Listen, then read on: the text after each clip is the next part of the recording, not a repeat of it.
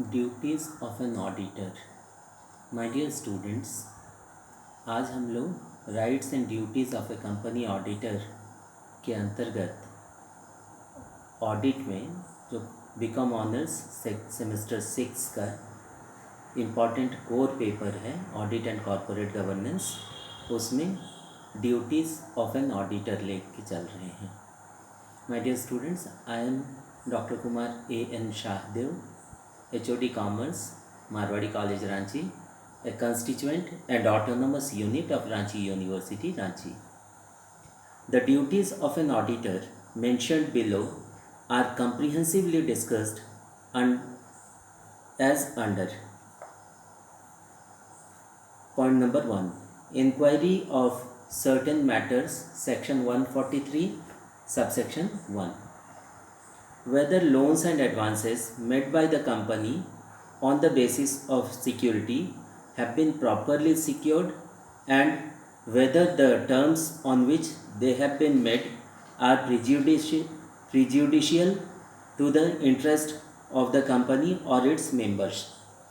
My dear students, section 143 subsection 1 कहता है कि जो लोन्स एंड एडवांसेस कंपनी ने दिए हैं उस पर कंपनी ऑडिटर को पैनी निगाह रखनी पड़ेगी, क्योंकि आप जानते हैं कि on the basis of security होना चाहिए और इसको सिक्योर्ड होना चाहिए लोन को, और इसमें जो टर्म्स है, कंडीशंस है कंपनी लॉ का, उसके हिसाब से इस पे काम होना चाहिए। हो सकता है कि फेवरेटिज्म किया गया हो सकता है कि कोई प्रेजुडिस लेके काम किया गया हो, इसलिए इसके मेंबर्स के प्रति कोई विशेष झुकाव या कोई नियम से हट के अगर काम किया गया हो तो उसको चेक करना ये कंपनी ऑडिटर की जिम्मेवारी है, और उसको बहुत गंभीरता से लेना है कंपनी ऑडिटर को, क्योंकि लोन्स एंड एडवांसेस में बहुत तरह का ये हो सकता है, फेवरेटिज्म हो सकता है या पक्षपात हो सकता है कि उचित जिसको मिलना चाहिए था उसको नहीं मिला, जिसको नहीं मिलना चाहिए था उसको मिल गया। ये सब कौन पकड़ेगा? Company auditor. सेकंड पॉइंट है marketing report on accounts and financial statements, section 143 subsection 2। Marketing report on accounts and financial statements, सबसे इम्पॉर्टेंट चीज़ तो यही है। अकाउंट्स और फाइनेंशियल स्टेटमेंट्स जो हैं वह as per accounting norms, accounting standards, accounting rules, accounting practices, accounting traditions and conventions किए गए हैं कि नहीं, इस बात को चेक करना ये ऑडिटर की बहुत बड़ी जिम्मेवारी है, और इसको डील किया गया है सेक्शन 143 सेक्शन 2 के अंतर्गत, सब सेक्शन 2 के अंतर्गत। सेक्शन 143 सब सेक्शन 2 कहते हैं, शिव खेड़ा एक बहुत बड़ा मोटिवेटर है। वो कहता है great people never do different things, they do things in a different way. यही एक ग्रेट आदमी का काम होता है, और यही एक ऑडिटर का काम है, क्योंकि ऑडिटर का जो जॉब है, ऑडिटर की जो जिम्मेवारी है, जो रेस्पॉन्सिबिलिटी है, उसमें एक बहुत स्ट्रॉन्ग सेंस ऑफ रेस्पॉन्सिबिलिटी और सेंस ऑफ बिलोंगिंगनेस होना चाहिए। ऑडिटर को इस बात का एकदम गहन जांच करना चाहिए, केयरफुली, कॉशियसली, कि जो मार्केटिंग रिपोर्ट है अकाउंट्स और फाइनेंशियल स्टेटमेंट्स में, वो बिल्कुल नियमानुसार होना चाहिए। After due examination of accounts and every financial statements to be laid before the company in the general meeting under the act मतलब Indian companies act 2013, the auditor shall prepare a report. The report shall state that to the best of his information and knowledge, the said accounts and financial statements give a true and fair view of the state of the company's affairs at the end of its financial year, and the profit or loss and cash flow for the year, and such other matters as may be prescribed. यहाँ बहुत important है कि जो company का general meeting होता है उससे पहले ऑडिटर अपने को संतुष्ट कर ले सभी बुक्स ऑफ अकाउंट्स को, और उसके रिपोर्ट को जो बनाया जाता है वो उस रिपोर्ट को तैयार करने में फाइनेंशियल स्टेटमेंट्स और अकाउंट्स को एकदम थॉरली चेक करके पहले पूरी तरह सेटिस्फाइड हो जाए कि जो रिपोर्ट वो देने जा रहा है वो बिल्कुल true and fair view present कर रहा है कंपनी के स्टेटमेंट ऑफ अफेयर्स का। मतलब जो काम हो रहा है कंपनी में उसका एक ट्रू एंड फेयर व्यू वो जनरल मीटिंग में सबके सामने रख रहा है। और उसके लिए वो ज़रूरी है कि ऑडिटर पहले अपने को कन्विंस कर ले सब चीज़ को चेक करके कि जो वो profit and loss statement of profit and loss present कर रहा है वो सही है कि नहीं, कैश फ्लो जो ईयर का प्रेजेंट किया गया वो सही है कि नहीं, और true and financial fair view financial statements का, financial condition of the business का वो दे रहा है कि नहीं। ये उसकी सबसे बड़ी जिम्मेवारी है। तीसरा पॉइंट है other matters considered in the audit report, section 143 subsection 3। Whether all the information and explanations necessary for audit was sought and obtained, and if not, the details thereof and the effect of such information or the financial statements। Auditor की का ये अधिकार क्षेत्र में आता है कि वो सारा इन्फॉर्मेशन गैदर कर ले, सब तरह का एक्सप्लेनेशन गैदर कर ले, अपने को कन्विंस कर ले, कंपेयर कर ले कि जो बुक्स एंड अकाउंट्स प्रेजेंट कर रहे हैं पिक्चर वो सही है कि नहीं। दूसरा है whether requisite books of accounts as per the law has been maintained by the company and proper returns adequate for audit have been received from branches and visited by him. वो खुद से विजिट करे branches को, उसके books of accounts को खुद से check करे और वो देखे कि कंपनी लॉ के हिसाब से बुक्स ऑफ अकाउंट्स मेंटेन किए गए हैं कि नहीं, प्रॉपर रिटर्न वो दिखा रहे हैं कि नहीं, और एडिक्वेट सारा रूल्स का फॉलो किया गया है कि नहीं, इस बात से वो संतुष्ट हो ले। इसके बाद है whether branch audit reports prepared by the person other than the company's auditor has been duly received. जो भी रिपोर्ट तैयार किया गया है एक रेस्पॉन्सिबल आदमी के द्वारा ब्रांच में वो मिल जाए समय से, इस बात को वो इंश्योर कर ले कंपनी ऑडिटर। इसके बाद आता है whether the company's statement of profit and loss and balance sheet agree with the books of accounts and returns. जो बुक्स ऑफ अकाउंट्स और रिटर्न्स दिखाए गए हैं उससे कंपनी के जो statement of profit and loss और बैलेंस शीट है वो बिल्कुल टैली करे, बिल्कुल एग्री करे, बिल्कुल एक ही जैसा दिखे। नेक्स्ट है weather financial statements comply with the accounting standards in his opinion. जो फाइनेंशियल स्टेटमेंट्स प्रेजेंट किए जा रहे हैं बिफोर एजीएम उसमें वो देख ले कि अकाउंटिंग स्टैंडर्ड्स को अक्षरशः पालन किया गया है कि नहीं, उसका बिल्कुल ध्यान में रहना चाहिए। Weather his observation comments will adversely affect the functionary of the company. वो इस बात को भी देखें कि उसके ऑब्जर्वेशन जो हैं, कमेंट्स जो हैं वो एडवर्सली अफेक्ट करने जा रहे हैं क्या फंक्शनरी को कंपनी के, क्योंकि उसको तो सच्चाई पे रहना है ऑडिटर को, उसको ट्रू एंड फेयर व्यू देना है। Whether any director is disqualified from being appointed as a director under subsection 2 of section 164।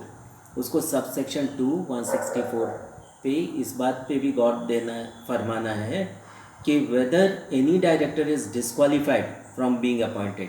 कहीं ऐसा तो नहीं है कि किसी कारणवश अपना क्वालिफिकेशन लूज़ कर रहा है डायरेक्टर और फिर भी उसको कैरी किया जा रहा है। नेक्स्ट है एनी क्वालिफिकेशन रिजर्वेशन और adverse remark relating to the accounts and other matters connecting therewith. अगर ज़रूरत हो तो ये भी कर सकता है ऑडिटर। क्या करेगा, कोई भी क्वालिफिकेशन रिजर्वेशन या एडवर्स रिमार्क उसको जो लगता है कि ये देना ज़रूरी है वो निश्चित तौर पे दे। नेक्स्ट है whether the company has adequately internal control system and it's effectiveness. उसको ये देखना है कि कंपनी का अपना इंटरनल कंट्रोल सिस्टम है कि नहीं, वह इफेक्टिव है कि नहीं, उसमें एफिशिएंसी है कि नहीं। नेक्स्ट है matter prescribed under rule 11 whether the company has disclosed the impact of any of pending litigations on it's financial position and it's financial statement. उसको ये भी देखना है कि अगर कोई फाइनेंशियल पोजीशन या फाइनेंशियल स्टेटमेंट में किसी तरह का लिटिगेशन चल रहा था तो उसको स्पष्ट तौर पे दिखाया गया है कि नहीं, उस पर कोई पेंडिंग तो नहीं है। सेकंड है, ये रूल 11 है ऑडिटर का जो ड्यूटी है उसका। बी है, whether adequate provisions have been made by the company regarding material foreseeable losses if any as long term contracts including derivative contracts। अगर derivative contracts से रिलेटेड कोई महत्वपूर्ण बात जिसको कि उसको दिखाना चाहिए मटेरियल फोर्सिएबल लॉसेस से संबंधित, तो उसको स्पष्ट तौर पे उसको सामने रखना चाहिए। नेक्स्ट है, whether there has been any delay in transferring amounts required to be transferred to the investor education and protection fund by the company। अगर ये ज़रूरी है कि इन्वेस्टर एडुकेशन या प्रोटेक्शन फंड में ट्रांसफ़र करना है किसी अमाउंट को, तो वो इमीडिएटली होना चाहिए, क्योंकि कहते हैं justice delayed is justice denied. जो काम जब होना है वो उसी समय हो, इस बात पे भी कंपनी ऑडिटर को अपनी निगाह रखनी है। नेक्स्ट है पॉइंट नंबर 4 है giving reasons. Section 143 subsection 4, it is duty of the auditor to state sufficient reasons thereof in his audit report in connection with any matter which is required to be included in the audit report, and it is answered in the negative or with a qualification। Auditor की ये भी जिम्मेवारी है, ये भी duty है कि वो कोई भी चीज़ सफिशिएंट रीज़न के साथ रखे अपने ऑडिट रिपोर्ट में, जिसका कि वहाँ आवश्यकता है दिखाने का। ये कहता है सेक्शन 143 सबसेक्शन 4, सब duties of auditor of state of government companies. ये सेक्शन 143 सबसेक्शन 5 के अंतर्गत आता है, duties of auditor of A government company. ये कहता है the auditor of the government company is appointed by CAG, controller and auditor general of India, which directs such auditor the manner in which the accounts are required to be audited. Such an auditor shall submit a copy of the audit report to the CAG, and report shall among other things include the following। अगर government auditor की बात हो रही है वो section 143 subsection 5 में, तो यहाँ पे the auditor of government company is appointed by CAG, which directs such auditors in manner in which the accounts are required to be prepared and audited। तो वो उस पर बहुत ध्यान रखे, और जो उसका ये है फाइंडिंग्स है उसकी एक कॉपी, ऑडिट रिपोर्ट की एक कॉपी वो CAG को भी दे, controller and auditor general of India को। और उसमें ये दो चीज़ें ज़रूरी हैं रहना। पहला, directions if any issued by the CAG। अगर डायरेक्शन है तो उसकी एक कॉपी हो, लगी हुई अटैच की हुई हो। The action taken thereon, उस पर क्या एक्शन लिया गया है, एक्शन टेकन रिपोर्ट कहते हैं इसको ऑडिट में। और इसके बाद है its impact on the accounts and financial statements of the company. इसका जो इम्पैक्ट हुआ है, इसका जो प्रभाव हुआ है financial statement of the company पे या अकाउंट्स पे, उसको भी वो स्पष्ट करे, दिखाए। इसके बाद है in connection with the above the CAG has certain rights contained in section 143 subsection 6 and section 143 subsection 7। As such, the CAG shall within 60 days from the date of receipt of the audit report have the following rights। इस पे CAG को जो report मिलता है उस पे 60 दिनों के अंतर्गत वो ये काम कर सकता है। सप्लीमेंट्री ऑडिट करा सकता है। CAG may order supplementary audit of the financial statement of the company by such person as CAG may authorize on this behalf। CAG may authorize such person to obtain such information or additional information required for the conduct of such audit। CAG को has every right, उसको ये अधिकार है कि वो supplementary audit कराए और फिर से संतुष्ट हो। दूसरा है सप्लीमेंट और comment. CAG may comment upon a supplement the audit report। Any such comment or supplement to the audit report shall be sent by the company to the all the persons who are entitled to receive the copies of the audited financial statements. ये भी बहुत important है. इसके बाद होता है test audit. If considered necessary, the CAG may, by an order, cause test audit to be conducted by the accounts of such company. CAG को ये भी अधिकार है कि वो ज़रूरत पड़े तो टेस्ट ऑडिट करा ले. My dear students, next point है 6th, duties of auditor with reference to branch audit, section 143 subsection 8. इसमें कहता है according to section 2 subsection 14 of the Companies Act 2013, branch office in relation to a company refers to any establishment described as such by the company. इसमें है eligibility of auditor for branch in India. The accounts of any branch office in India shall be audited by the company's auditor or any other person qualified for appointment as an auditor of the company. कहने का तात्पर्य ये है कि अगर branch audit India में हो रही है तो जो कंपनी का ऑडिटर है या कोई भी कॉम्पिटेंट क्वालिफाइड आदमी जो अपॉइंट किया गया है ऑडिटर कंपनी के द्वारा, उसके द्वारा उसकी ऑडिट होनी चाहिए और उसमें क्लैरिटी होना चाहिए, ट्रांसपेरेंसी होना चाहिए.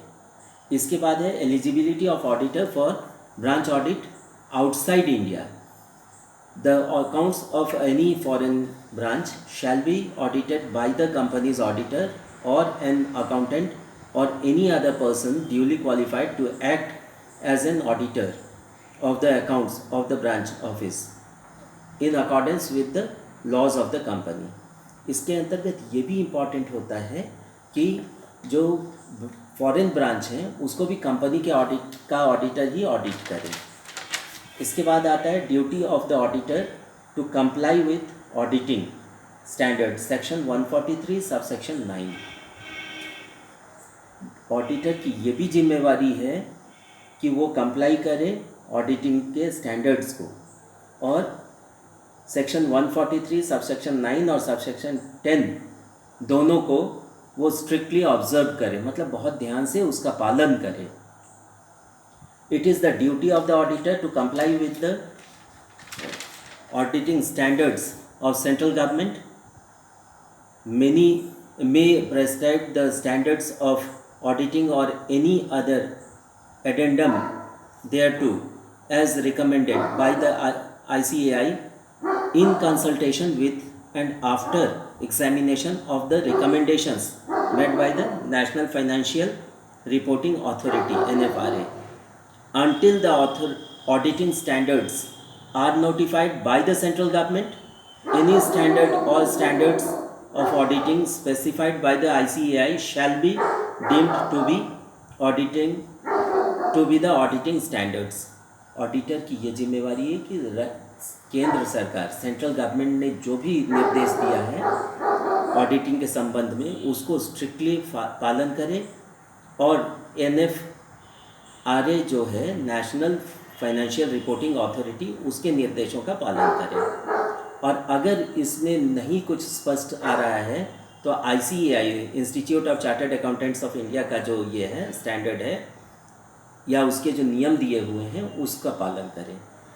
इसके बाद आता है point number 8, duty to report on other matters, section 143 subsection 11. The central government may, in consultation with NFRA, by general or special order, direct in respect of such classes of descriptions of companies as may be specified in the order, that the auditor's report shall also include a statement of such matters as may be specified therein. विशेष परिस्थितियों में या general परिस्थितियों में भी central government NFRA के साथ ये करके एक डायरेक्टिव दे सकता है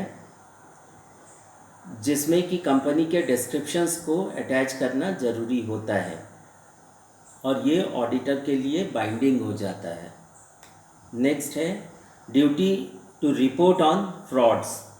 ये तो सबसे इम्पॉर्टेंट चीज़ है माय डियर स्टूडेंट्स। आप लोगों को याद होगा, हम एकदम शुरू में आप लोगों को पढ़ाए थे कि ऑडिटिंग का जो मूल उद्देश्य है, जो प्राइमरी ऑब्जेक्टिव है, वो detection and prevention of errors and frauds है। तो ये तो ऑडिटर की सबसे बड़ी जिम्मेवारी है, सबसे बड़ी रिस्पॉन्सिबिलिटी है, सबसे केयरफुल करने वाला, कॉशियसली करने वाला ड्यूटी है।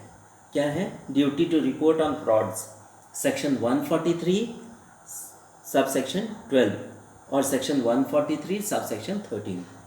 It is if an auditor has reasons to believe that an official involving frauds is being on his committed against the company by the employees of the officials of the company, he has to immediately report the matter to the central government within such time and in such manner as the rules may prescribe। और इसमें आता है मतलब कि auditor की ये परम कर्तव्य होती है कि वो सबसे पहले, और जो भी उसको फ्रॉड नज़र आ रहा है उसको सेंट्रल गवर्नमेंट को रिपोर्ट करे, इमीडिएटली रिपोर्ट करे उसके एम्प्लॉयर को। और इसमें रूल 13 को फॉलो करना पड़ता है हम लोगों को। An auditor shall not be deemed to be guilty for the contravention of any of his duties by reporting of such frauds to the central government if it is done in good faith। Auditor अगर समय से और पूरे स्पष्टता के साथ central government को report कर देता है जो भी फ्रॉड किया गया है, तो उसके ऊपर ये बात नहीं आएगी। If the auditor fails to comply the provisions of section 143 subsection 12, he shall be punished with a fine not less than 1 lakh and which may extend up to maximum of rupees 25 lakh। The provisions of this section shall mutandis apply to the cost accountant in practice conducting cost audit under section 148 and company secretary in practice conducting secretarial audit under section 204। मतलब किसी तरह का भी काम हो रहा हो, चाहे वो ऑडिटर के द्वारा हो रहा हो या कॉस्ट ऑडिट है कॉस्ट ऑडिटर के द्वारा या कॉस्ट अकाउंटेंट के द्वारा या सेक्रेटरियल ऑडिट है सेक्रेटरी कंपनी सेक्रेटरी के द्वारा, चाहे वो सेक्शन 143 सब सेक्शन 12 से गवर्न हो, चाहे वो सेक्शन 148 से गवर्न हो, चाहे सेक्शन 204 से गवर्न हो, ये उसकी परम ड्यूटी होती है ऑडिटर की कि वो समय से और स्पष्टता के साथ सभी कारणों को बताते हुए रिपोर्ट करें। 10वां पॉइंट है duty not to render certain services. जैसे ड्यूटी करने के लिए रेस्पॉन्सिबिलिटी दी जाती है ऑडिटर को, वैसे कुछ काम को नहीं करने की भी जिम्मेवारी है उसकी सेक्शन 144 में। और ये है it is the duty of the auditor to render only those services as approved by the board of directors or the audit company। Board of directors ने उसको जो जिम्मेवारी दी है ऑडिटर को उसको वही काम करना है जैसे, और कुछ काम को उसको नहीं करना है क्योंकि बोर्ड ऑफ डायरेक्टर्स या ऑडिट कंपनी ने जो जिम्मेवारी दी है बस उसको उसी पे अपना ध्यान केंद्रित करना है।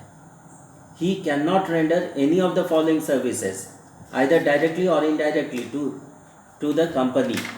वो क्या क्या काम नहीं करना है ऑडिटर को, उसको आप लोग स्पष्ट समझ लें कि ऑडिटर को किसी कीमत पे पहला accounting and book keeping services नहीं करना है, इंटरनल ऑडिट नहीं करना है, design and implementation of any financial information system ये उसको नहीं देना है,